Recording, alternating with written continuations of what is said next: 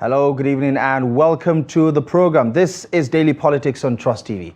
I'm Abdullahi Ahmed. Tonight, the race is on with the passing of former President Muhammadu Buhari. A massive 12 million votes stronghold is now up for grabs. The big question, who has the political muscle to inherit Buhari's legacy?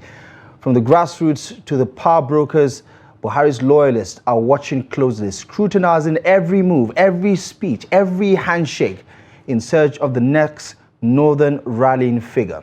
Who can unify the base? Who commands the trust of the Buhari faithful? And who truly speaks the language of Buhari's bloc?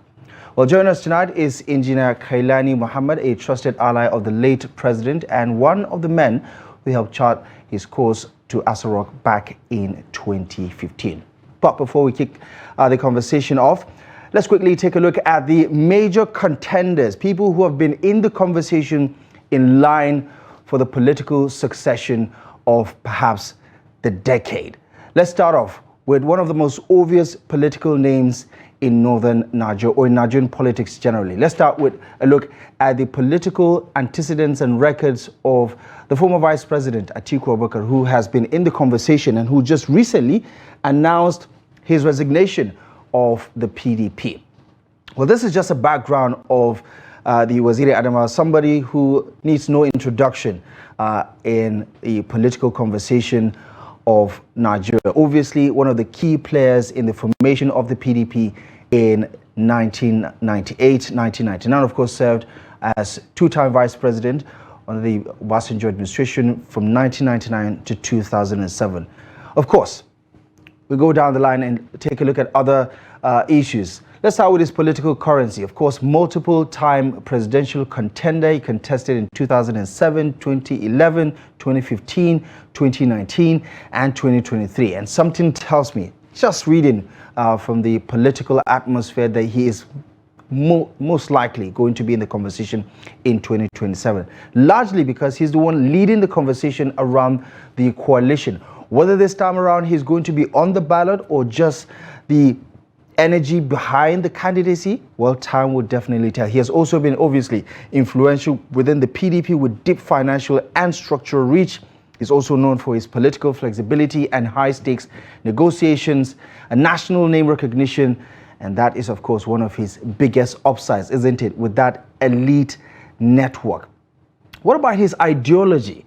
He's pro-business, liberal economic thinker, which makes him popular with most reformist thinking Nigerians to some extent, advocates in restructuring, which has been his key political phrase for the past 10 years or so. In the build-up to the 2019 election, he has been, hammering on restructuring, fiscal federalism and devolution of power. These are some of his ideas about restructuring Nigeria's federal system of government. Obviously, also supports privatization and educational reform. What else? Let's take a look at some of his strengths. His strongest base is obviously in the Northeast, enhanced his experience in governance and policy making, financially well-resourced, obviously because he's Atiku Abubakar, loyal political following within the PDP. Well, now that he's outside of the PDP, you see a lot of the movement outside of the PDP to join the ADC, which has now become the rallying point for the coalition movement. Also, consistent national presence over the last 30 years and counting. For those of you who don't know, you talk about the June 12 annulment. He was also one of those aspirants on the platform of the SDP that stepped down and led to the emergence of MK Abiola as the party's flag bearer. What about some of his weaknesses? Because there's an upside, and you can also reasonably think there's a downside to some of his political track records. Well, relatably, these are some of the pointers, right? Repeated electoral defeats, raising doubt about his electability. Of course, like we say, he's a serial contender and has lost out in 2007, 2011, 2015. He lost out, obviously, in the primaries in 2019 and most recently in 2023. Allegations of corruption, obviously. No convictions have been secured against him.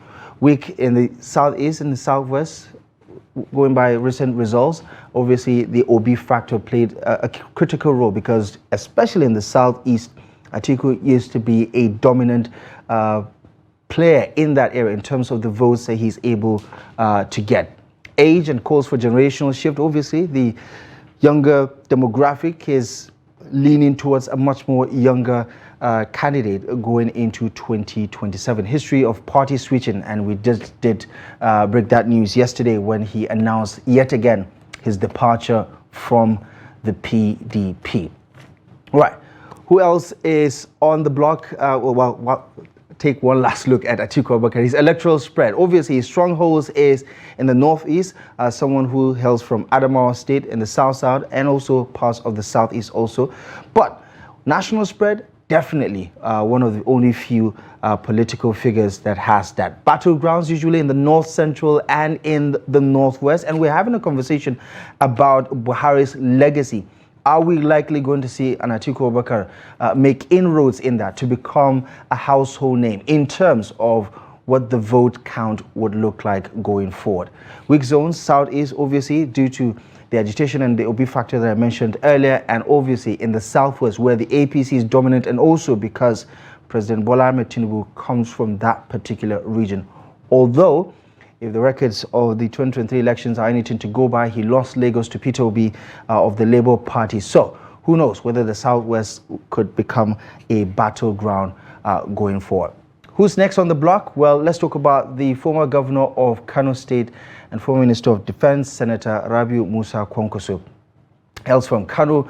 His track record in government is quite stellar. Two-time governor of Kano State, former Minister of Defense, former senator, founder of the national leader of the New Nigeria People's Party. His relationship with the party is quite rocky at the moment. Doubts about whether he's still going to use that platform in 2023. Known for his populist grassroots movement, the popular Kwankwaso movement, as we have come to know them. Right, let's move on to some of the other details around his political currency. Influential in northern politics, obviously, he's one of the most recognized names in northern Nigeria. Built a loyal political movement, the Kwankwaso movement, rooted in Kano, but also in several parts of northern Nigeria. Presidential candidate in 2023 under the NNPP banner, and seen as a third force alternative in Nigeria's dominant two-party system. Although who knows what we're going to witness in 2027. Commands youth support, especially in Kano and in urban northern areas. What else do we have about Kwankwaso? Let's talk about his ideology. Center-left populist, even though a lot of people would say, listen, ideology doesn't really stand out in terms of Nigerian politicians, because they could be one thing in the morning and then the next thing in the evening. But of course, he has a lot of focus on education. His time as governor of Kano State really lays credence to that. Social welfare and public empowerment, strong advocate for technical and vocational education, supports restructuring but with northern sensitivity, promotes merit-based appointments and youth development. What about his spread across the country? Let's take a look at that, because that is going to be key in talking about Kwankwaso's appeal as a national figure, right? These are some of his strengths. Dominant political figure in Kano, Nigeria's most populous state. He won Kano hands down in 2023. What's going to happen in 2027? Only time will tell, but you get a sense that he, by now, with the NNPP administration of Abubakar Yusuf in Kano, he must have consolidated his base, even though there's no telling what the future holds for the NNPP or the Kwankwaso movement in 2027. Charismatic grassroots mobilizer, clear and consistent message on education and empowerment, viewed as principled and relatively untainted by corruption, appealing to disillusioned voters, especially the youth. That is the base of the Kwankwaso movement. Well, obviously, we have to talk about the weaknesses too. Limited national spread beyond core northern strongholds, especially around the northwest. You get a feeling that the Kwankwaso movement is mostly popular in parts of northwest Nigeria. They do have a spread, though, in other parts of northern Nigeria. Perceived as regionally focused, lack of strong party structure outside of the north, seen by some as confrontational or too ideologically rigid. Well, debatable, right? But that is some of the perception that is out there. 2023 alliance talks with opposition parties failed, weakening national momentum. What else? Electoral spread, which is very key, right? Core base is in Kano State, as evidenced by the results in 2023. Jigawa, parts of Katsina, Bauchi, and Kaduna. Urban northern youth and students usually are the ones fueling the Kwankwaso movement and the support for Senator Rabiu Musa Kwankwaso. The battleground states for him obviously are in the north-central areas with mixed receptions about his political performance. In the northeast, some appeal due to educational focus, and for some of his weak zones are in the southern part of the country. Like we did say, he's hugely popular in the north, not so much in the south, especially in the southeast and the southwest and in the south. So basically just the south, because these are the three geopolitical zones in southern Nigeria. What else do we have on Senator Rabiu Musa Kwankwaso? Okay, let's move on to the other person in the conversation. Yes, you guessed it right. Malam Nasir El-Rufai. Also another figure who needs no introduction in Nigerian politics or national influence. Former governor of Kaduna State, former minister, former director general, and also a founding member of the All Progressives Congress, a party he just left a couple of months ago. Trained quantity surveyor and policy technocrat. Right, let's go down the rabbit hole on the track records of Malam Nasir El-Rufai. Political currency, known for bold, reform-driven leadership style. Obviously, the records have shown that he is, a reformist from the FCT days as minister and, of course, his days as governor of Kaduna State, serving 8 terms. Key strategies in APC's formation and 2015 victory. Strong ties to political elites and technocrats, seen as a blunt and unapologetic politician with clear policy positions. Viewed as a potential presidential contender or a kingmaker. I mean, look at what's been happening over the past couple of weeks with the coalition movement. He's become the energy, the brainchild, or perhaps the one who is, doing all the strategic thinking behind the scenes to inspire some of the movements that we're seeing on the other side of the aisle. Still politically relevant despite controversies post-governorship position in Kaduna State. What about his ideology? Market-driven economic thinker with technocratic leanings, advocates fiscal discipline, civil service reform, and infrastructure development. Strong proponent of meritocracy and, of course, over federal character, supports privatization, deregulation, and decentralization. Socially conservative. I don't know about, whether Malam would agree with that, but of course, with strict law and order governance style.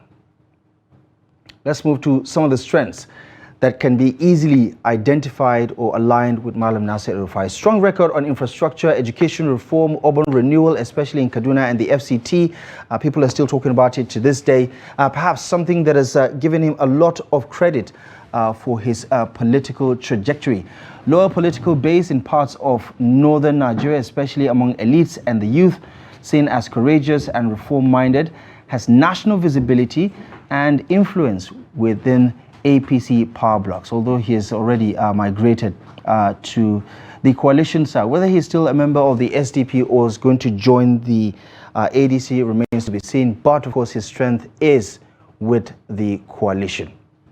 Let's move to the next slide. What about his political weaknesses? Highly controversial, accused of being divisive along ethnic and religious lines, criticized for harsh security policies in Kaduna, public clashes with religious leaders, allegations of authoritarianism and intolerance of dissent, limited grassroots political base beyond Kaduna and other parts of the northwest.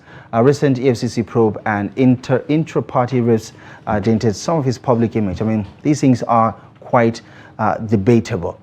What about national spread? Like I did say, he does have that recognition, doesn't he? Kaduna, obviously, especially because of his track record in the state among northern political elites and technocrats, policy and media circles across Nigeria. Weak zones, southern Nigeria, due to polarizing rhetoric and limited outreach among minority religious groups and activists.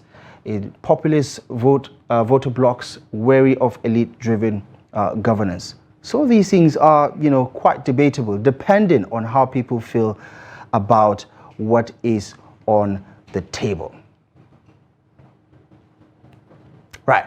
Let's get into the meat of the conversation. Join us on the program, like I did say, is Engineer Mohammed Kailani to help us. Professor Engineer. Right. Engineer Kailani is joining us for this conversation. Thank you so much for taking the time. I appreciate you for stopping by this evening.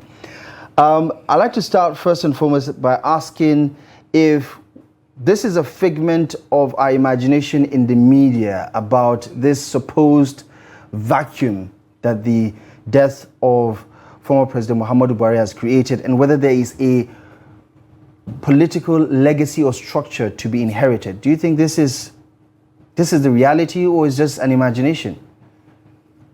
Well, the both sides. But before then, I would like to call on the FCT minister to make sure that we have overhead bridges, underground bridges, so that when somebody is out to go somewhere, you should be able to make it as fast as possible. I wanted to meet you by 8 p.m. here. I'm apologizing to Nigerians. I couldn't make it because of go slow everywhere. So, and it's in the night now. So back to your question. In the north, to get to the position of President Muhammadu Buhari, it's a difficult one because the man is honest, he's sincere, and above all, he loves Nigerians. He has zero tolerance for corruption. But all these subordinates, all these disciples, before we supported Buhari, in the last 24 years, we took a cursory look into the North itself first. And we saw that Buhari was, out of all our leaders, the best out of them. Somebody who was one time president, military president, one time governor, one time commissioner of petroleum, and then he gave Abacha of blessed memory, he gave him PTF. He was not found wanting, and he carried people along. You can see that between 2003, 2007, all the elections that were held in this country, 2011, from the north alone, he had over 12 million votes. Who are among the leaders now that we have in the north can garner those votes? None. But number one, let me speak about Abdulaziz Yari. All the people you mentioned here, apart from Abdulaziz Yari and Alhaji Atiku Abubakar, the Wazir in Adamawa, I don't think others have any local standing. They have no capacity to stand where Buhari stood. You can see during the election of the Senate president in this country, Abdulaziz Yari, Senator, he was able to reach the peak of his political agenda, of his political prowess, because he carried those senators. They are 109, but it's only about 8 votes, despite the fact that there were a lot of rigmarole, a lot of betrayers. But the difference between him and the current Senate president was about 8 votes. So he did it. And even if you see him now walking from Pole A to B, you will see him with those senators. And he can spend money. All these people that you mentioned, is it Kwankwaso or El-Rufai, they don't dish out money. You can't see money with them, but this man carries his people along. Even the Wazir of Adamawa, he carries his people along.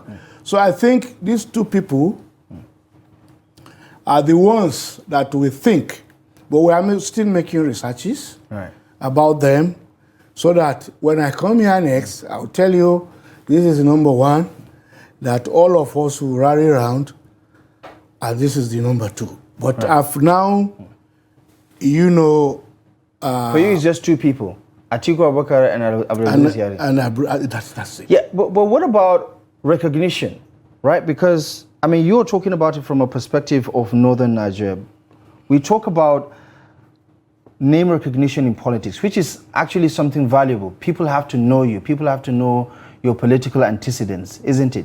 Do you think he's someone who has better name recognition than Nasir El-Rufai and Rabiu Kwankwaso? You think Alhaji Atiku Abubakar and Alhaji Abdulaziz Yari, their antecedents in this country, they don't know them? I mean, Atiku is they are a political juggernauts. Yeah, I know them in this country. I'm saying Abdulaziz Yari and Malam Nasir El-Rufai, who is a more recognizable name in Nigerian politics? Abdulaziz Yari is now a current senator, and he gunned for the Senate president of this country. El-Rufai has never done that. He was just a minister appointed. This man gunned for it, and it was almost there. Given what President Tinubu said about Malam Nasir El-Rufai, you know, beckoning him, even pleading with him to come and serve in his administration, and obviously, I mean, things didn't work out the way they had planned to work out, right? But doesn't that say something about what he brings to the table? It's not about personality. Right. It's about followership. And you think Malam doesn't have it? We were the people who we pushed him to that position. In 2011, that was the time he came to the limelight to follow President Muhammadu Buhari. I could remember vividly when he came to see Buhari, and I was there. But people at times, when you can tell lies, or when you can betray, you can be catapulted to a position. But the real grassroots were the people who normally turn around those grassroots for the benefits of the former president, and even the current one. People can go to the media and start talking. I'm this, I'm that, I'm that. But the real people, is just like now that the president has been dishing out money to the governors, thinking that all these governors are the ones that can deliver him in 2027, which is not correct. It's still the grassroots, the electorate, because they have the power to elect whom they want. And that's what the Constitution of Nigeria says.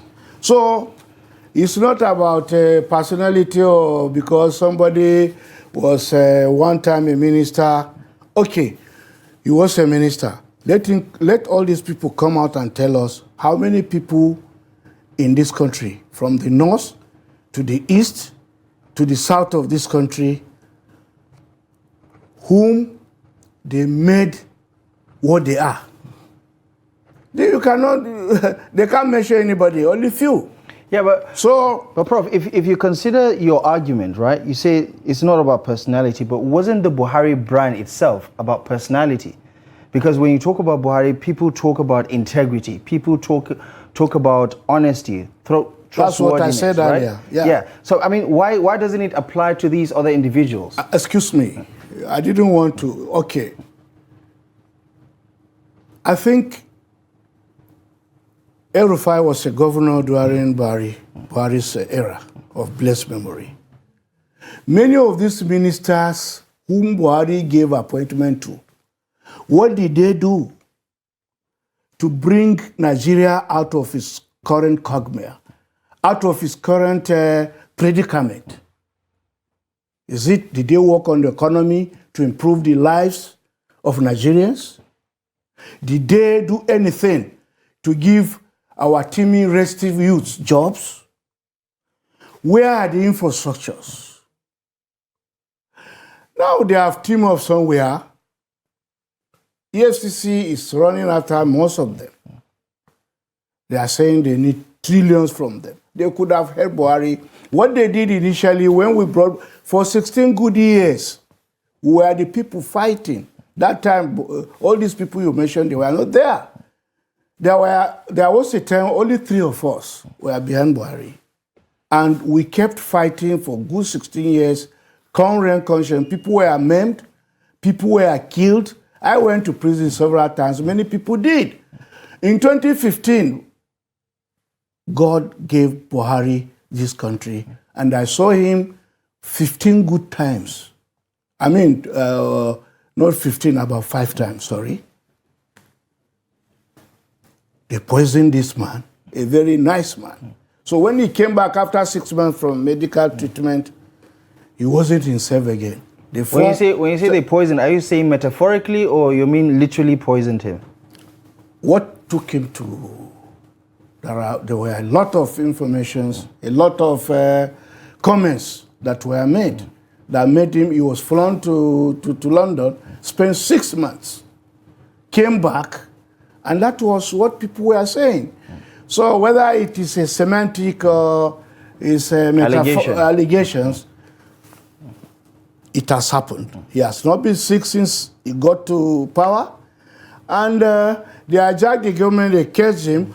We thought that time that we are fighting vigorously, we are professionals, we have intellectuals, we have engineers, we have doctors, people that Buhari that time would say, walk from Abuja to Zaria on foot, they would do that.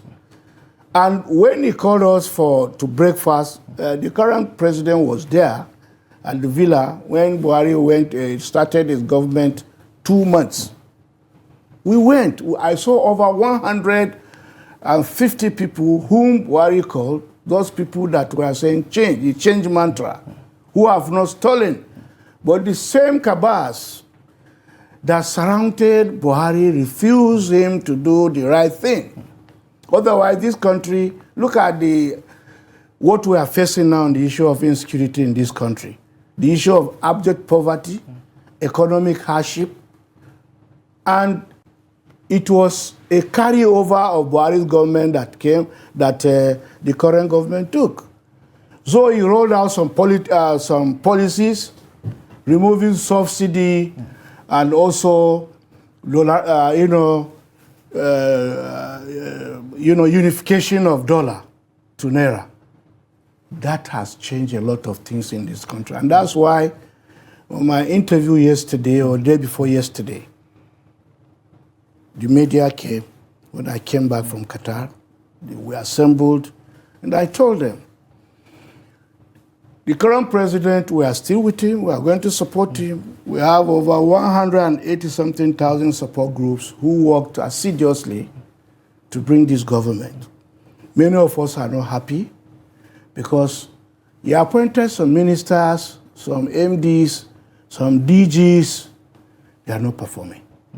Right. And that was the bane that took place during Buhari for 8 years. They were not performing. They didn't remove them. They spoiled the government for us. Now, what we want this government to do, to boot out about 80% of the current ministers, the people in his cabinet. They are not doing him good.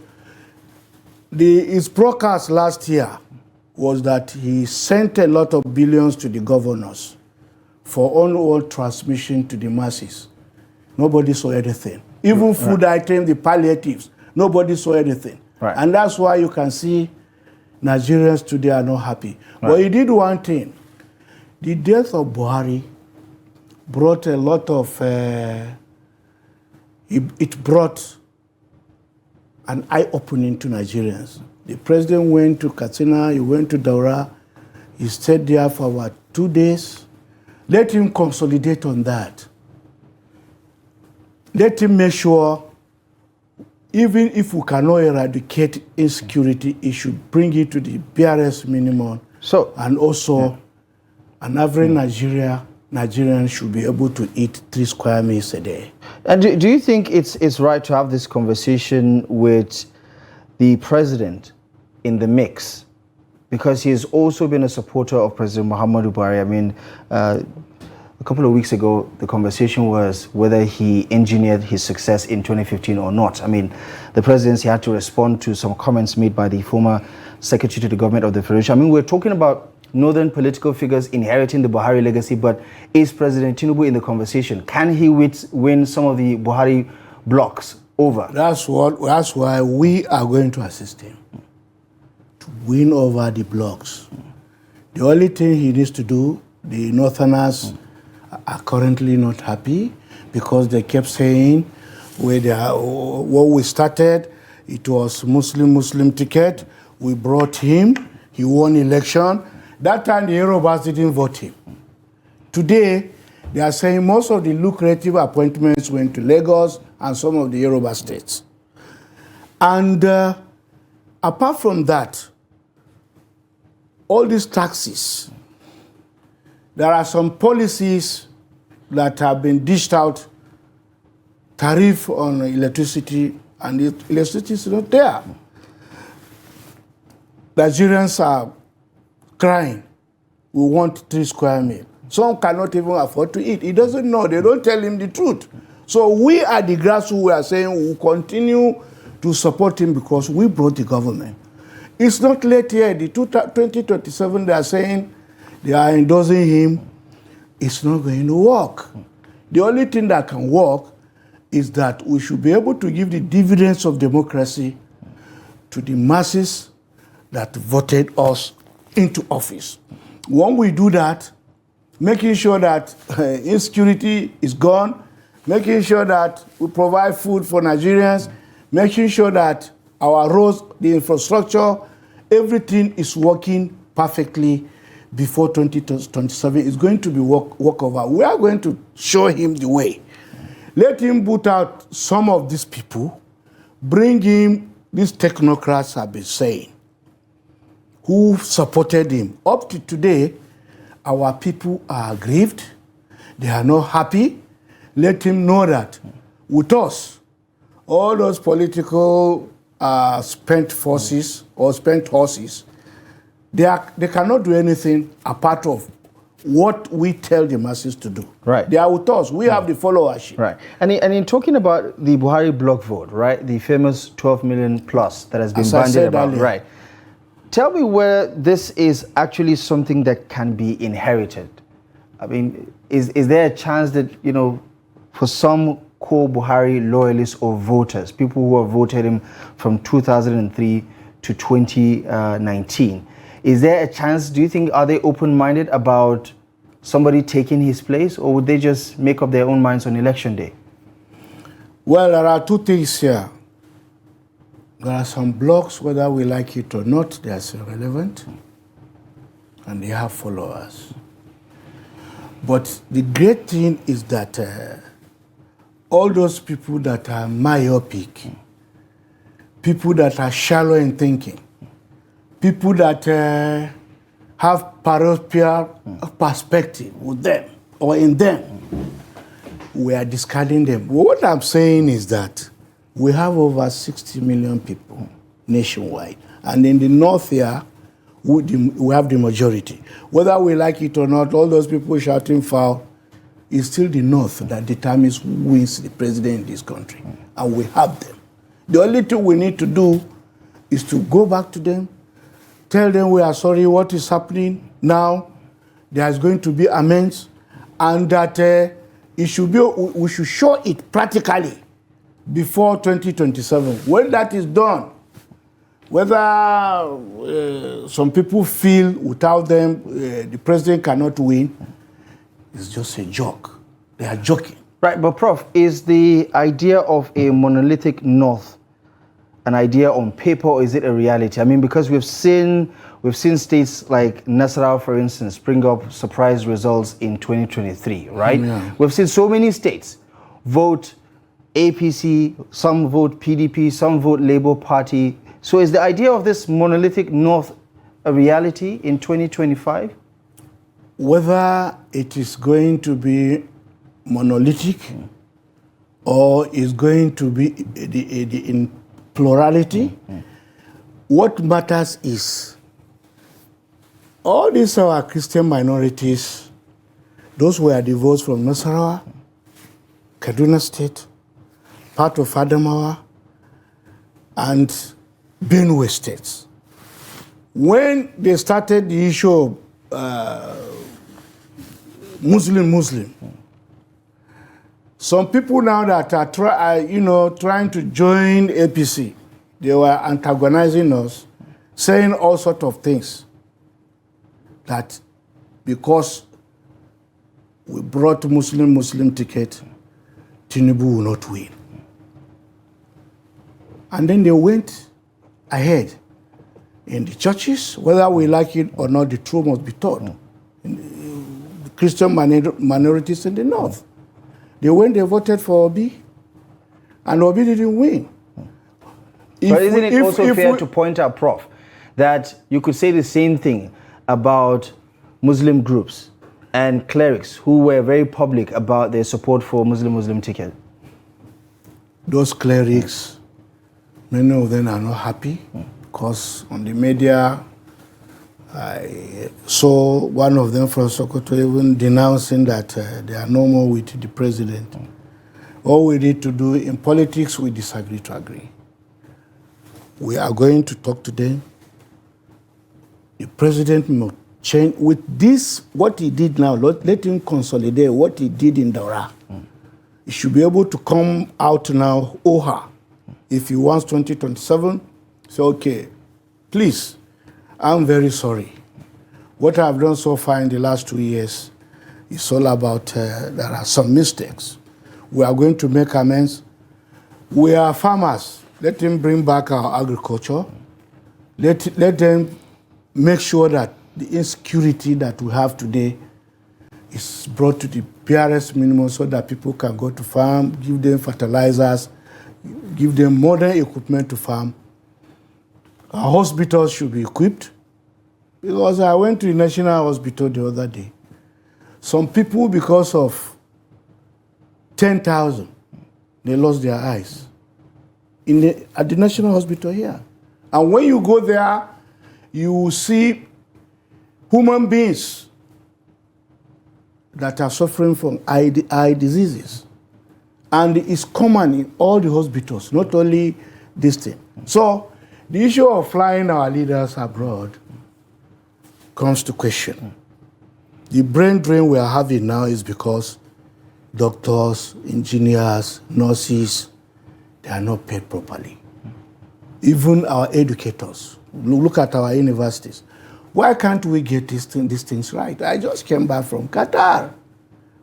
Qatar, in the world today, is number one in infrastructure, good governance, good administration, provision of basic amenities to their citizens, employment. Things are very cheap over there. They have now gone with smart buildings. Smart buildings. Anywhere you are, you touch button, the house can be controlled in one place. And they were talking about Dubai before, but Qatar now is number one. So what baffles me is all the time, I used to be smitten that our leaders, they fly abroad, they have been saying these things. Why are they not trying to bring what they saw outside there to Nigeria, to make Nigeria a developed nation that all and sundry would envy? And do you think this time around, with 2027 in the backdrop, that the conversation is shifting towards the person who can make the best argument for how he's going to implement the changes if given the opportunity? Do you think who are the people making those arguments? Is this? I mean, you look at what's happening with the coalition. Obviously, the APC is in power and is trying to consolidate power in 2027. But the opposition is also trying to win the hearts and minds of Nigerians in the build-up to 2027. Well, coalition is not a threat anyway, because 80% of them, they held fort in this country. Let them come out one by one and tell us what they did to improve the lives of Nigerians. or to develop this country. Let them come and tell us. Coalition can come, but I don't think it's a threat. The only threat is that if this government didn't do the right thing and look back, for example, on the eve of the election, I was at Asokoro with Dr. Yahya Imam to see the president, and we saw him. I told the president, I said, sir, you are going to win election, but I want one thing from you. He said, what is it? I said, sir, Your Excellency, we do not colonize the Yorubas. Tinubu Square is for the Nupes. They know it's in history. Island, Ikorodu, Oshodi. He laughed. He said, engineer, stop writing position. Let us win election first. Now, I told him he was going to win election in one election. Nobody is talking about us. Who spend their time, their energy, their resources, over 180-something thousand polling units in this country. Our people mandate. We campaigned vigorously to make sure that this government came. That was what we did to Buhari. He won the election. Cabals, we hope this government, after the demise of our president, now may his soul rest in peace, all those people who brought Nigeria to its knees should be brought to book. Right. While those ones that are with the president now, he should be very, very careful. He should make sure he select the right people to deliver Nigeria to the promised land. Right. If we can pivot back to the conversation around the Buhari political legacy, we saw how his victory, especially in 2015, also single-handedly, yeah, obviously because of the merger, right? Yes. But single-handedly brought in people who, before that time, didn't stand a chance against the establishment that was the PDP, right? There was the APC SAC type of momentum, and he brought a lot of good, bad, baggages, whatever it is. We are CPC. Right. Talk to me about what is happening with that relationship, because for some people, Buhari is the soul of the APC, and that soul of the APC is no more there now. What happens to that bond that gave birth to the APC as a political party? Do you think it's still there? CPC formed that merger. We are the bond now of after Buhari had left. We are the bond. We still have the people. You see, politics is about people. But is it all of the CPC or some of the CPC members? Because some of them have left already. All these people making noise, we are the rallying point of CPC. We are. And that's why yesterday during that interview I said, Abubakar Adima, Buhari has already gone. He has gone with his legacies, with good intention for this country. Let him forgive and forget that we also have forgiven what they did to us. It was very painful for you to work vigorously for good 16 years after maiming and killing people, burning people's houses. Some people somewhere, they didn't join that bandwagon when we were doing the job of bringing President Muhammadu Buhari to the villa. Immediately they won election, these people caged him. They know themselves, and we are not going to forgive them. We are forgiving Buhari. So the government and their spent forces, they don't have people. People are no more when there. When you say they, who are you talking about? You want me to mention names? I mean, I just want you to be specific, because when you say they... You want me to mention names? Maybe no, not necessarily mention names. Maybe in the next interview. Are you talking about people within the CPC or people on the other side of the people equation? Within the corridor that caged him, they know themselves. And you're saying the president is caged? Yes. For example, when I went to him last, 2 months before his exit, I said, Excellency, me and him in the room like we are sitting like this. Your Excellency, I learned third fund the chairman has resigned. And we heard that you made frantic efforts to bring some of us into the government, but it wasn't possible. Now that you have 2 months to go, why don't you give me, I was telling him, give me the chairman of Third Fund, let me use this process, rule of law, and help these people, your people nationwide, that have not been seeing you before. It's we they see. The little we have is what we give to them. Say, where was my CV? I now handed over to him. He looked at it, said, this is excellent. He said, today is Wednesday. I said, yes. Say, by the weekend, I'm going to make an announcement of you to be the chairman of Third Fund. Has it been done? That means Buhari will sign something, they will do something contrary to what he has done. Now, that's just one out of 1 million things. Like, some would say that's, you know, that's self-serving or political patronage. Well, it could be self-serving, but we know we have good antecedents. We have been with the people.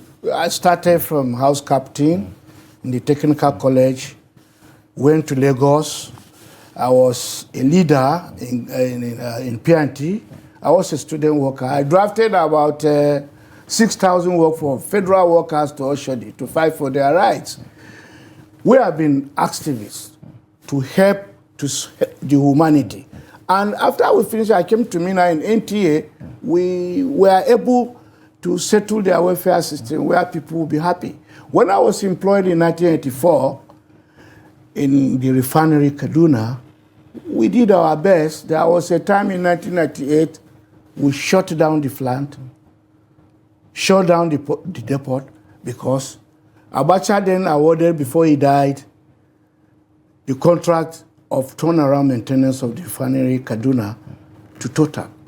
And Total wasn't an engineering outfit. It was Chioda who built the refinery. Those good old days when we, do turnaround maintenance, it normally takes us about 40 days, 43 days for blackout. And we start the refinery again until another 2 years. It doesn't mean you don't have problem here and there, but refinery will never come down. So I'm not bragging. It's not about money. It's about making people happy, touching the lives of the people. And political compensation. Well, we are praying because Allah says we are going to Jannah. So if Allah says you are not going to Jannah, are you going to pray?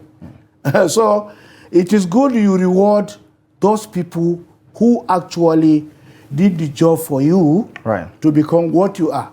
Okay. So on the last note, I also told President Buhari, I said, look at Barrow Port. You have to do something. My grandfather, as I said the other time, the Waziri of Bida during Sadona, he was exporting and importing. He was exporting share nut. They were importing a lot of materials to Barrow Port, which can serve the hinterland, which will make millions of people in the north here to be employed. People will have financial, autonomy. He said he did something, nothing happened. I said, okay, take the Kaduna-Abuja road. So I want you to leave that legacy.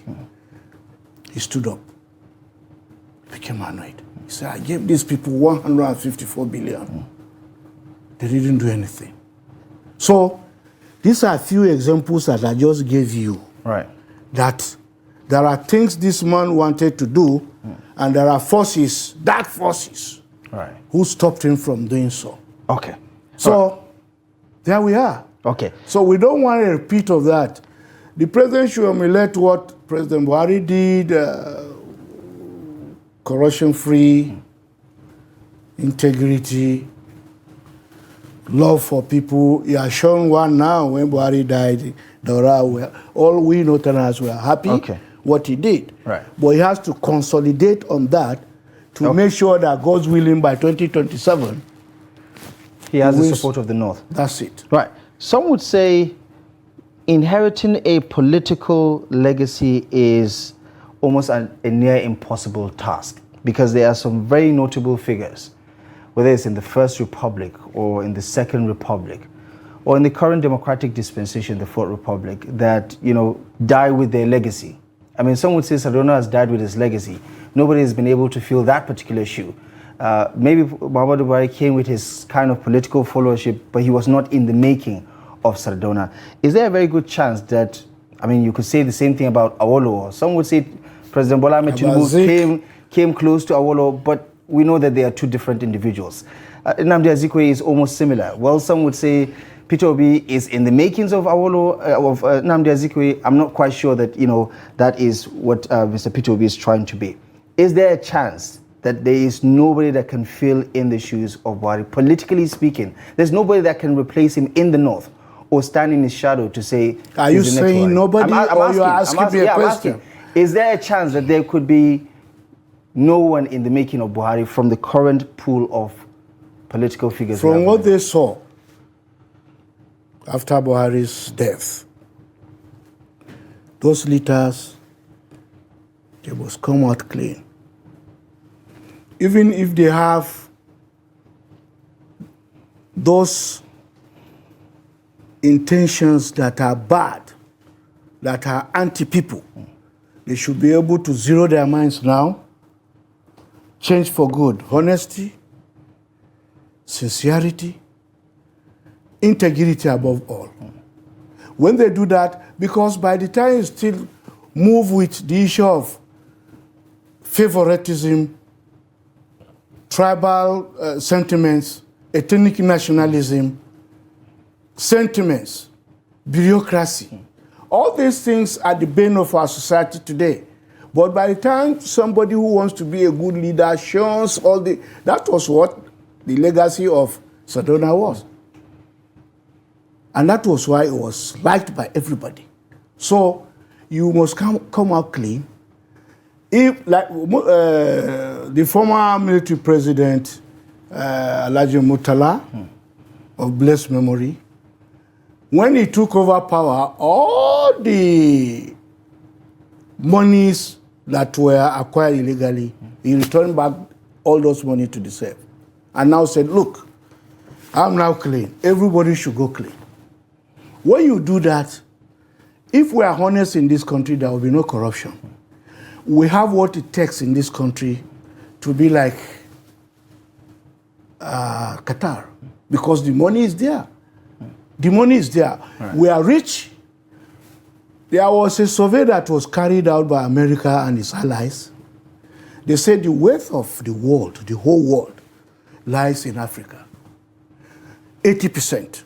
80% of it, they say, is in Nigeria. Why are Nigerians suffering? It's because of corruption.